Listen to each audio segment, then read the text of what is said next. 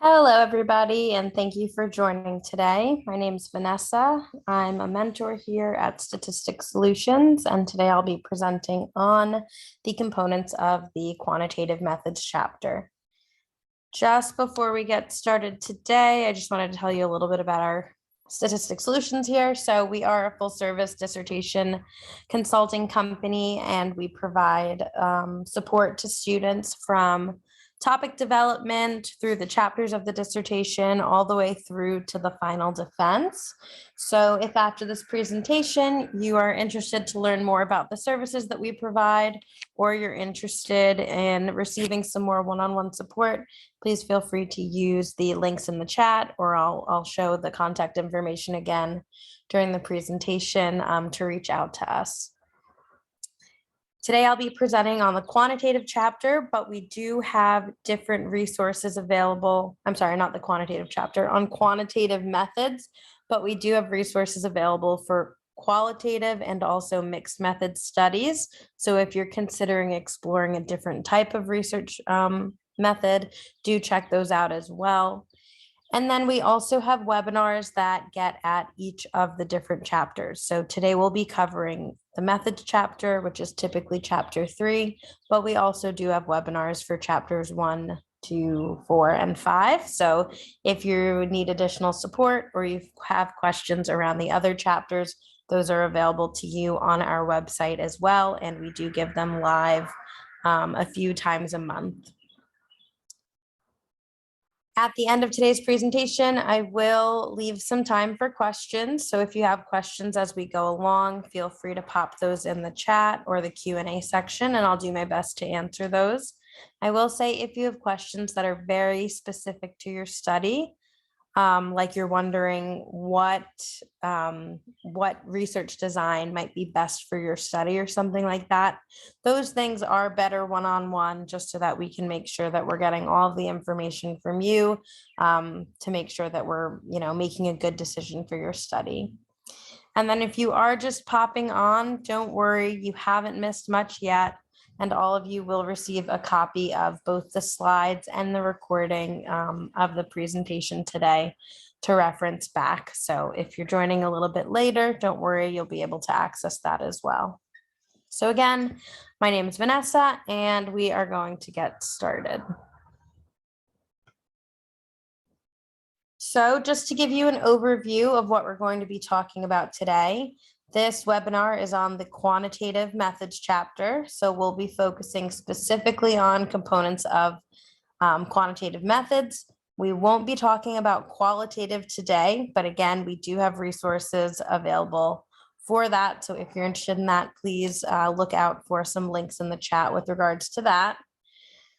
So today, first, we'll be talking about the purpose of the methodology chapter and why it's important for the dissertation, and then we'll get into the different components of the chapter. So the introduction, research method and design, the population and sample, instrumentation, data collection, and the analysis procedures, as well as the limitations and also the ethical considerations.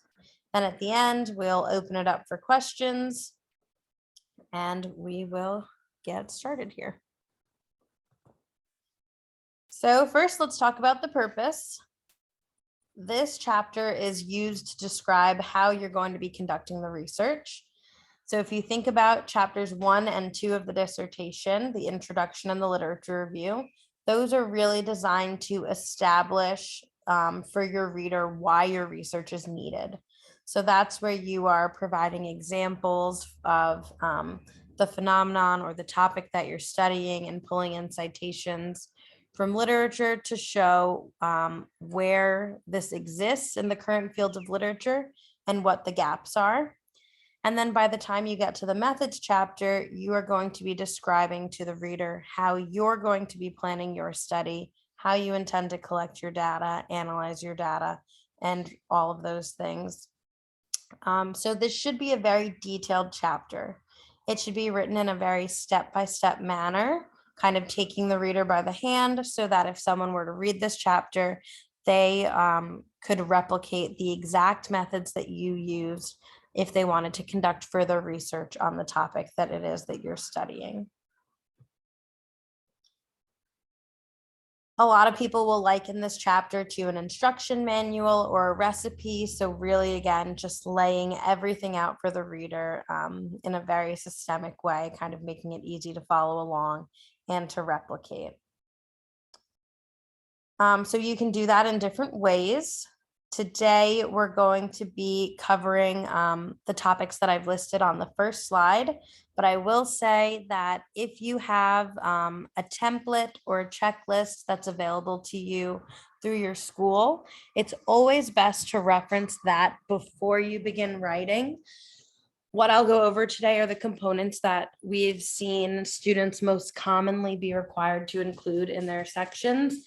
But just to be sure that you are doing everything that's required of you, I always say to check those things. And then if you don't have any resources available to you from your school where they're telling you exactly what they're looking for, this is a really comprehensive and good place to start if you include what we described in the presentation today.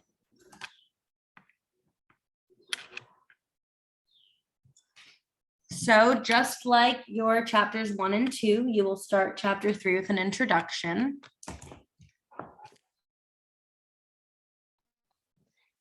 I like to think of the introduction as looking back and then looking forwards. So here you are going to want to reorient the reader to your study. And to do that, you will restate the study purpose or problem statement and also state the research questions or the hypothesis.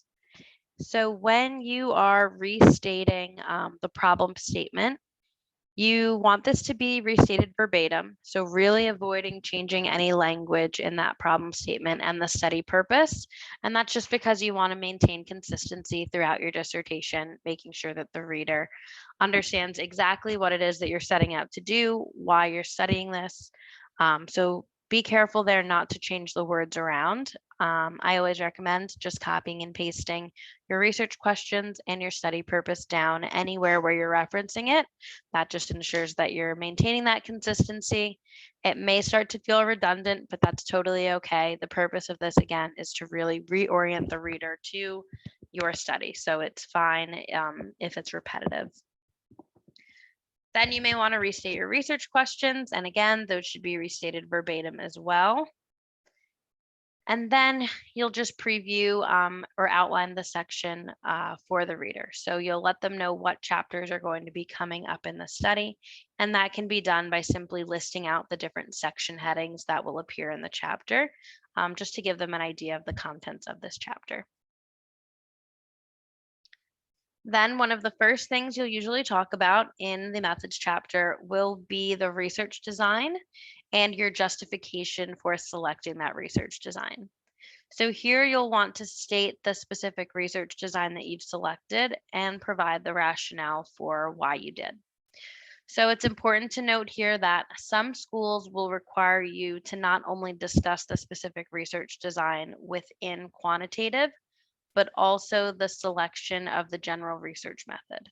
So in this case, the general research method would be quantitative as opposed to qualitative or mixed. And then within that specific method, you would talk about the research design. So that could be correlational, experimental, quasi-experimental, something like that. So you will want to draw comparisons between the quantitative and the qualitative methods to let your reader know that you really understand the differences between these two methods and you've really thought about how they align or differ from your problem and purpose for your research design. So when you get to this point, you really want to make sure that you're not kind of selecting a design out of the blue and then applying it to your research questions, but you're really letting the research questions drive the type of study you're doing. So for example, if you were to do, if you had a research question that was asking about the perspectives of individuals, maybe that work in K through 12 schools. A question that's looking at perspectives is more qualitative in nature, right? Because you're not really going to be looking at numbers in that sense. So if that was your research question, it wouldn't make sense to say, okay, I'm going to go with a quantitative study. But if your research question is something that's asking about the relationship between two variables, then it makes sense to think within a quantitative methodology. So at that point, you would kind of choose between quantitative and qualitative, and then think a little bit deeper into those research questions about how can you test it, and that's what's going to drive your decision on your research design. So here you'll want to state the design that you've selected and explain why you've selected that design. So that just goes back to that thought process of, okay, well, what is best for this study? What is a correlational design used for? And is that even appropriate for the type of research questions that I have? So going along with that, if you are doing a correlational design, some rationale that you might propose for that could be based on your problem, purpose, and research questions. So it could be that you are looking at the relationships between variables. And for that type of study, a correlational design would make the most sense. And then once you have established the research design that you've selected and you've provided justification for that, you'll also want to show the reader that you've considered other research designs. So bring them into that thought process a little bit. And to do that, you might discuss alternative designs that were not selected and explain why they didn't align with your intentions for this study. So going again with that correlational example, you might describe why an experimental or quasi-experimental research design was not appropriate for your study. So reasons for that could be that maybe it's not possible for you to manipulate an independent variable or randomly assign participants for your research questions. If that's the case, then you would say that an experimental or quasi-experimental study might not be appropriate.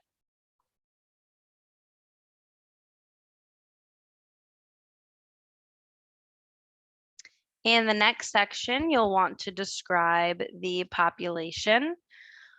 So just a brief reminder here, the population is the group that you want your results to kind of, be about, right? So that's the group that you're hoping to impact, whereas the sample is the group that's actually going to be included in your study. So if you're conducting a study and you want to know about, or you want to infer something about pregnant women, for example, it's very unlikely, actually most likely impossible, that you'll be able to sample or have all pregnant women in the United States included in your study. Instead, you might have access to 200 pregnant women that attend your local hospital or clinic. So that smaller group is what is going to be your sample. So it's important here to make sure you know the difference between that population and sample. So the population is the larger group, and then the sample is who is actually invited and who participates in your study. So in this section here, you will want to identify the population of interest, and then you'll want to describe any characteristics that may be important for the reader to know about that population. So if you are conducting a study, for example, on high school teachers, it could be important for the reader to know the demographic breakdown of those high school teachers, or the age breakdown, the highest level of education. So to do that, you might go over to a website like the Bureau of Labor Statistics and get an idea of the general characteristics about high school teachers in the United States. And the reason to do this is because later on, since this study is quantitative in nature, it's going to be important to show and demonstrate that your sample is representative of your population. So this is kind of setting that baseline for the reader to give them an understanding of what this population looks like in the real world.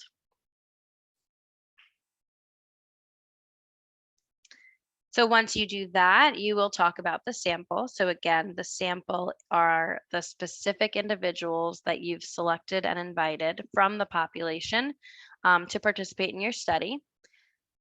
So if, for instance, you are doing a study of high school teachers, let's assume that you send out a survey to maybe just high school teachers in your area.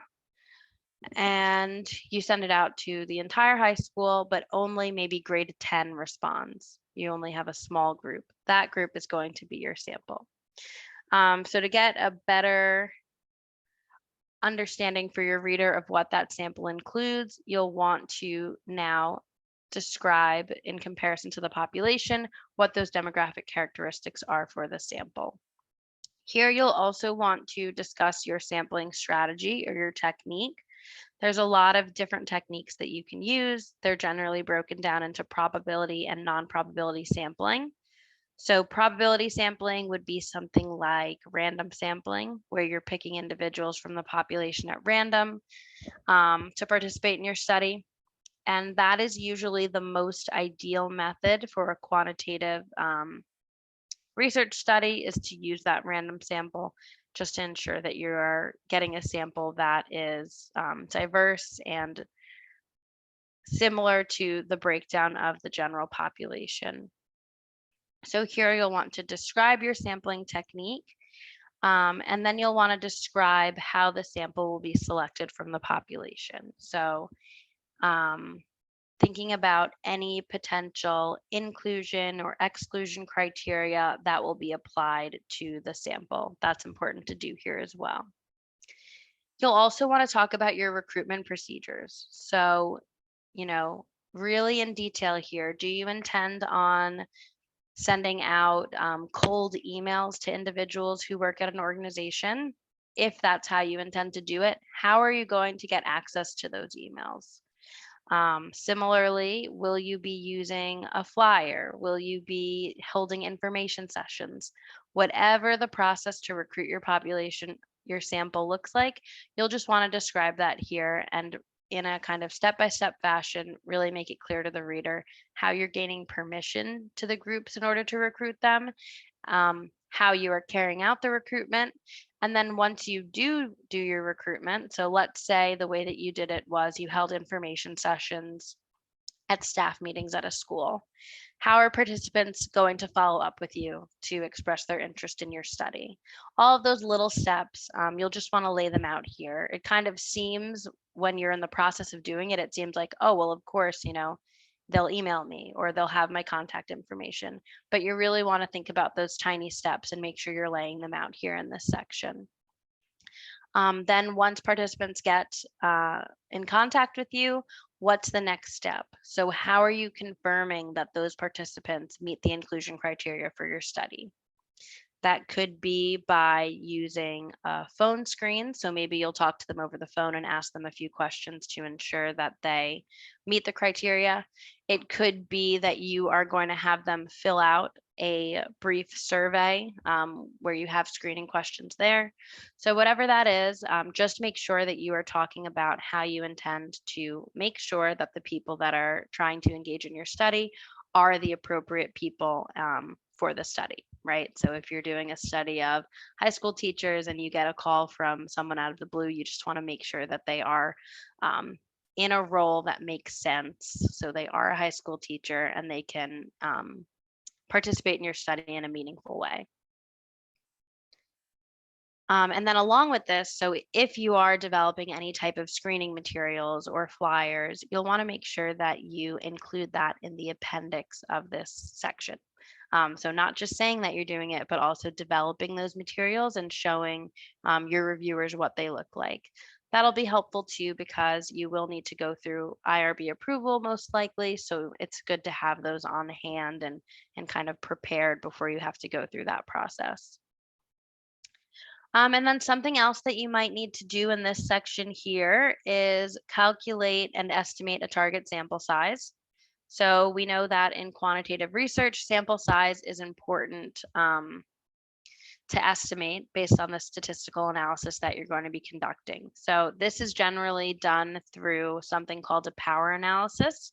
I won't get into a whole lot of detail regarding power analysis because we do have presentations that are dedicated to that. But generally here, you will want to estimate the sample size that's going to be appropriate for your study. And we do have a power analysis calculator on our website. So if you are looking for something to help you do that, that may be a helpful tool for you. Okay, so the next thing you'll do is you'll talk about your instrumentation. So this is where you're going to talk about each instrument that's going to be used to measure the different variables in your study. So by the end of this instrumentation section, you should have described what instrument that you're going to use for every single variable that's laid out in your research questions and your hypotheses. Um, so it may seem like a lot, but really remembering that every single variable that you intend to study, you want to make sure that there is something that's going to measure that. So there's a lot of different kinds of instruments that you can use depending on the variables that you're looking at. Usually in the social science researches, when we think of instruments, we think of things like survey instruments.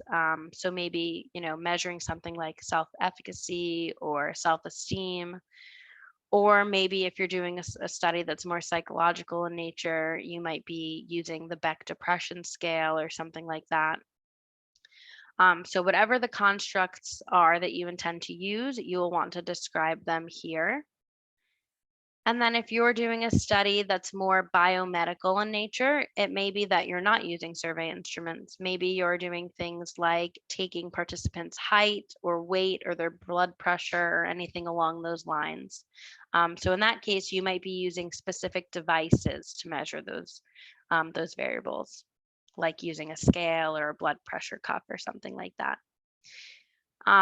So whatever that is, whatever you intend to use, you'll want to describe it and cite where it's been used in the past.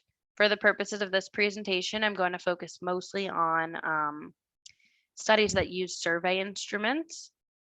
So we'll kind of talk about those more in depth. When you are using survey instruments, you'll want to state what the instrument is called and then who the authors were that originally created the instrument. You'll also want to provide details such as how many items or questions the survey has. So maybe if you are looking at an instrument on self-esteem and it has 10 questions, you'll just want to describe that. So, I'm using the XYZ scale that's used to measure self-esteem. And then you'll want to cite the researcher that developed and validated that survey. And then you'll want to describe how many questions it has and also discuss the response options. So are the response options continuous in nature, like rate on a scale of 1 to 10? Are they categorical? Is there a Likert scale? Whatever the scale looks like, you'll just want to describe it here for the reader. And you'll want to describe what each response option means. So if there is a Likert scale, what do high ratings indicate? Are higher ratings indicating that they strongly agree or that they do not agree? Whatever it is, you'll want to describe it. And then you'll want to talk about the scoring. So for instance, if you have a questionnaire that has 10 questions, how are you going to score that instrument to look at your variable? Will you be taking a sum of the responses? Will you be taking an average?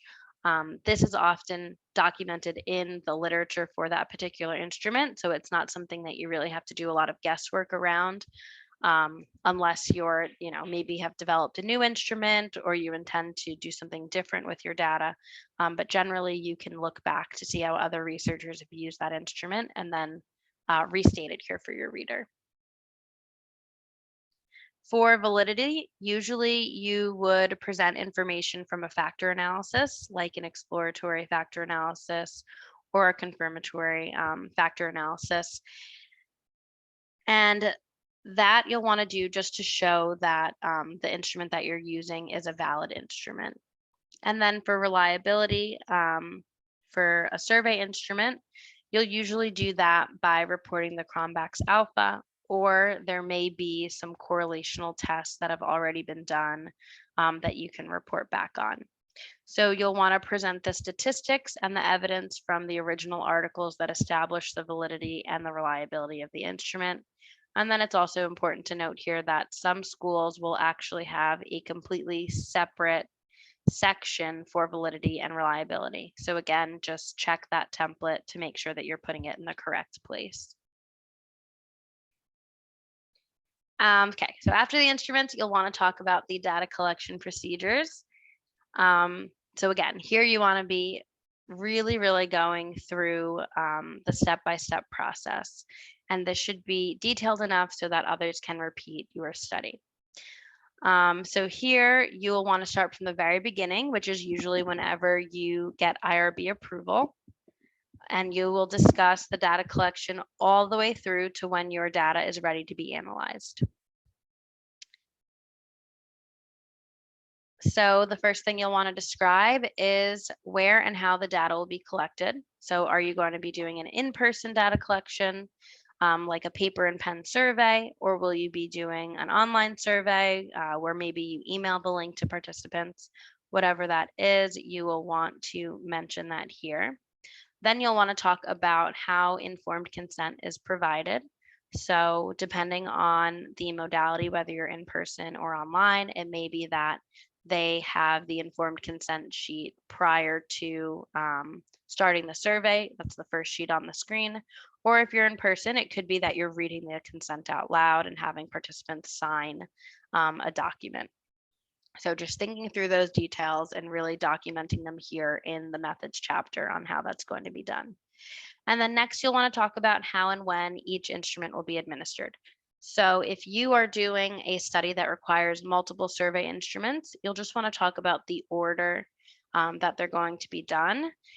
And particularly if you have a study that has sensitive topics or content where the instruments might sway responses to whatever comes next. So for example, if the first instrument is regarding depression, that might have an impact on how participants are responding to the next one. So here you just want to make sure you're documenting the order in which you're giving your different instruments because it may have implications for the results later on.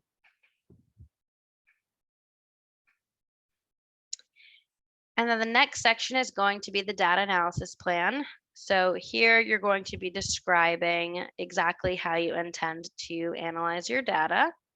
So the first thing you'll want to do is think about how does the data even get into the computer to analyze? So if you are doing a paper pen survey, you'll want to describe that process. So are you just, typing it in one by one? Is it just you that's doing it? Is there a research team? And the important part here is you want to give the reader an understanding of how you're ensuring that that data is being imported correctly, right? So we want to avoid making mistakes when we're entering the data into the electronic format.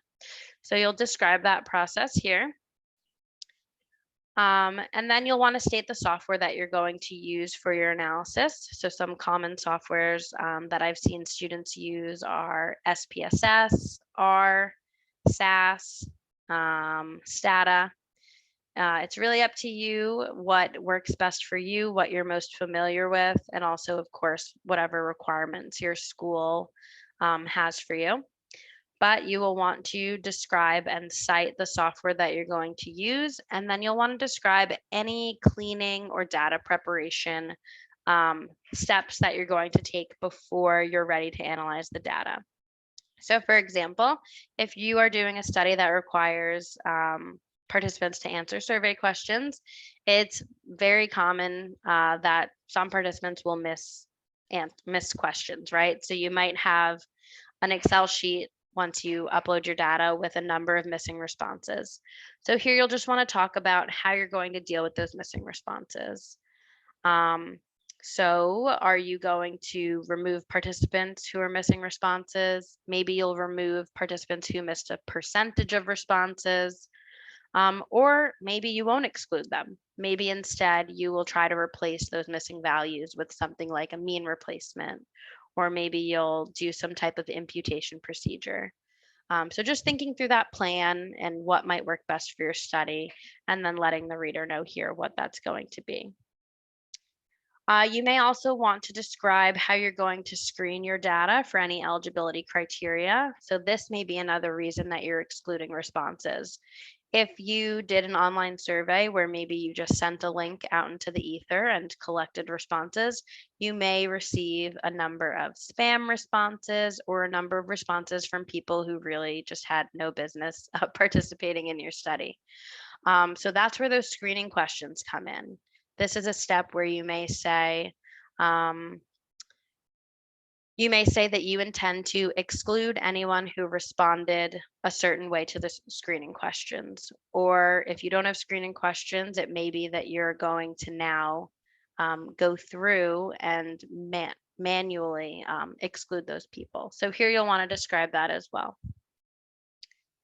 And then the next step will be to describe any descriptive statistics that you intend on conducting.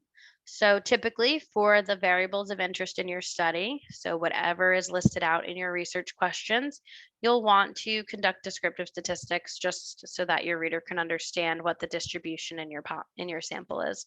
So for example, if you are doing a study on self-efficacy in high school students, it may be good here to provide kind of frequencies and percentages to let the reader know, okay, X amount of students indicate that they are confident in their ability to do X, Y, Z.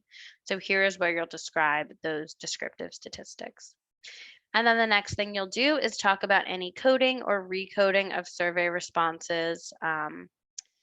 So it may be that you have a specific scale, maybe from 1 to 7, but the way that it is written in the original instrument doesn't make sense for your study and you want to flip it.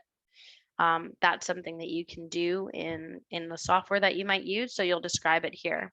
Another example could be if you have a question or multiple questions that you want to combine to create one response. So I'll give you an example.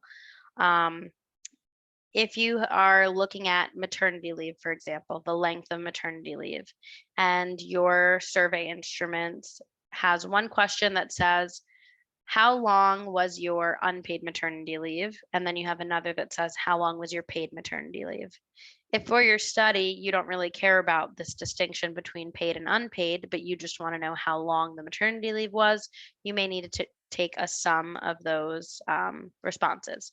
So here's where you'll describe the process of transforming that variable to give you the sum. So taking the two variables and creating it into one variable. So anything like that where your final analysis requires some type of transformation, you just want to document and describe those here. And then the last step of your data analysis plan is to describe how you are going to test assumptions for your analysis. So most analyses have particular assumptions. If you're doing something like a t-test, you may need to test the assumptions of normality and homogeneity of variance. So this is where you will just describe that. How do you intend to test those assumptions? There are different ways to do it. So you may look at a histogram, for example, to test normality, or maybe you will run a Shapiro-Wilks test. So you just want to pick what you're going to do and pop it in this section here. And then you'll also want to talk about what you're going to do if those assumptions are violated. So what if normality is not met in your study? You know, what's the next step?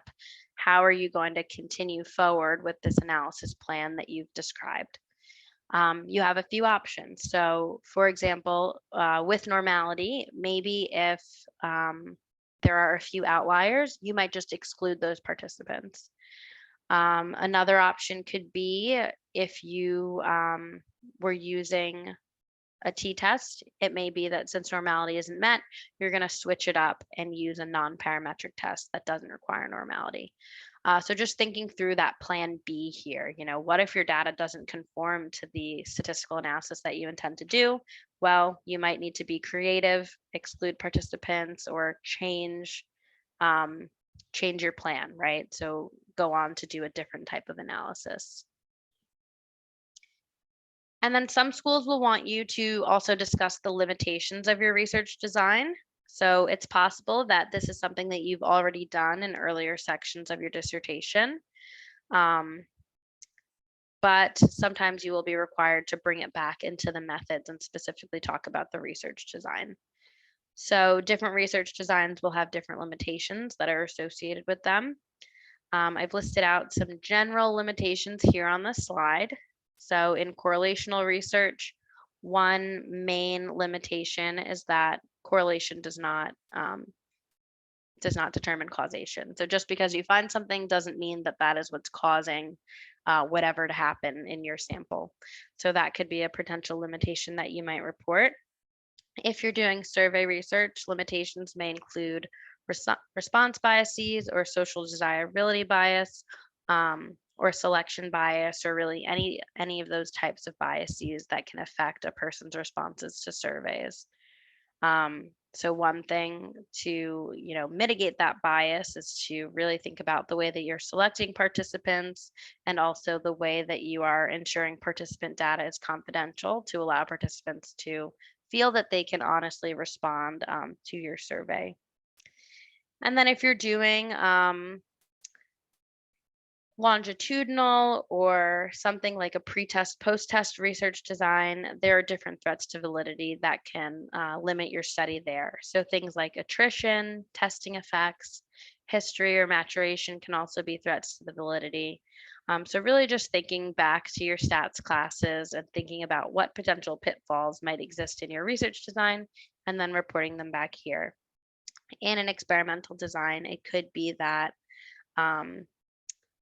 your limitations stem from external validity. So how well can the results of your experiment be applied to the real world?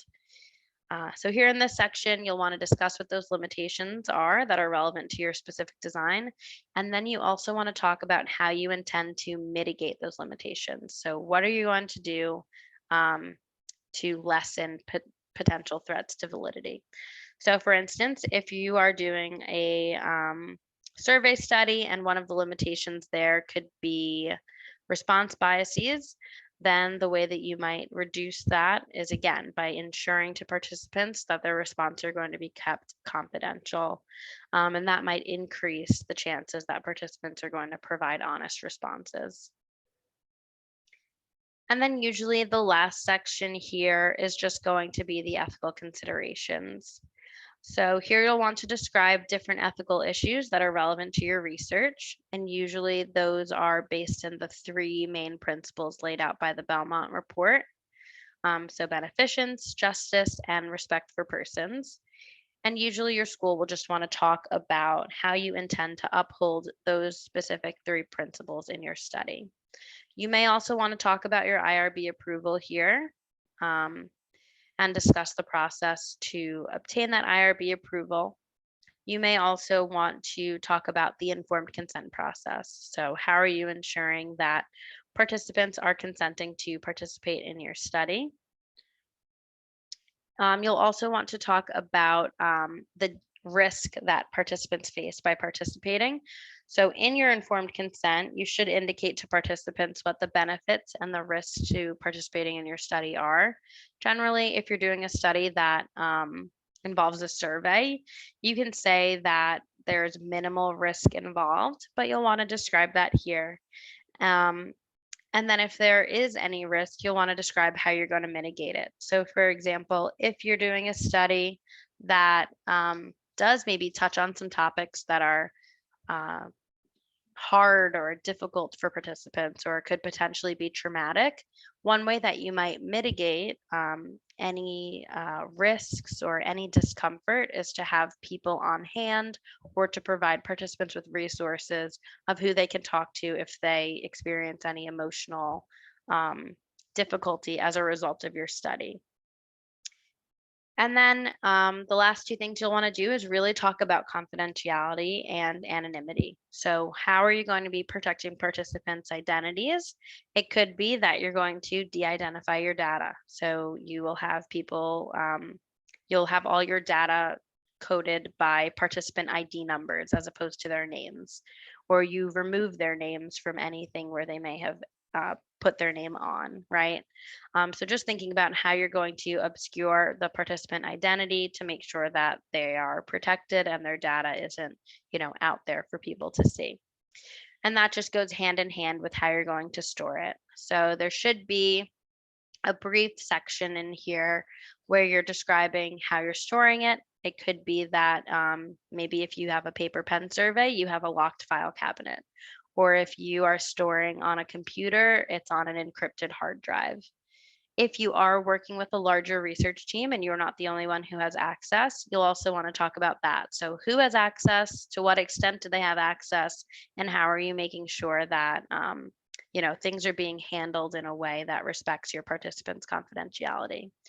And then typically you will be required to destroy the data after a period of time. So you'll just want to include that here as well. This section is going to be really helpful when you're moving towards IRB approval. So it's just really good to have this all ironed out before you're moving into that stage where you're submitting. But that does bring us to the end of the presentation today. So I will open it up for questions. Thank you all for joining. If you don't have any questions, thank you for being here. We will have some more webinars on the calendar, so be on the lookout for those. If you do have questions, just feel free to put them in the chat, please.